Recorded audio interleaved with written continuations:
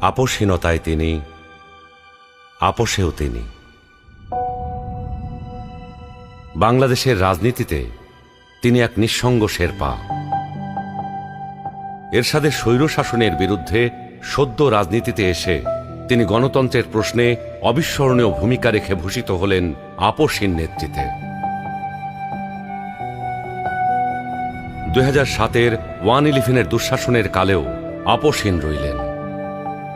নিজের এবং সন্তানদের নিরাপদ জীবনের প্রতিশ্রুতির বিনিময়ে গণতন্ত্রহীনতাকে মেনে নিলেন না। ফ্যাসিস্ট হাসিনার আমলে বিদেশ থেকে ফিরে এসে মিথ্যা মামলা মোকাবেলা করে জেলে চলে গেলেন। তবুও আধিপত্যবাদী রাজনীতির সাথে আপোষ করলেন না, হয়ে উঠলেন ফ্যাসিস্ট শাসন বিরোধী লড়াইয়ের অনন্ত প্রেরণা। তবে কি তিনি কখনোই আপোষ করেননি? অবশ্যই করেছেন। দেশের বৃহত্তর স্বার্থে অনেক গুরুত্বপূর্ণ মুহূর্তে উনি এমন সব বিষয়ে আপোষ করেছেন যেটা না করলে কেবল গণতন্ত্র নয়, বাংলাদেশের স্বাধীনতা সার্বভৌমত্বই বিপন্ন হয়ে পড়ত। 91 সালে তার পছন্দের প্রেসিডেন্সিয়াল পদ্ধতি ছেড়ে সংসদীয় পদ্ধতিতে চলে গেলেন বৃহত্তর রাজনৈতিক সমঝোতার স্বার্থে।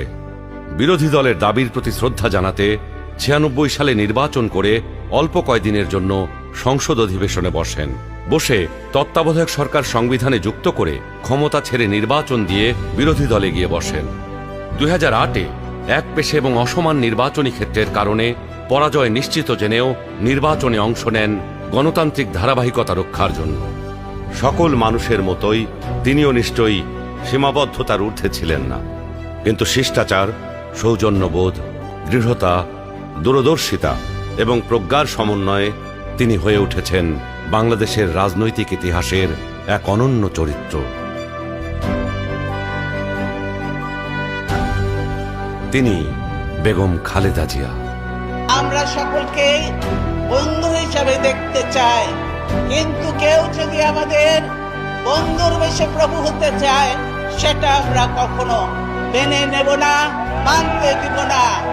আরো প্রভুত্ব বাংলাদেশের জনগণ স্বীকার করবে না।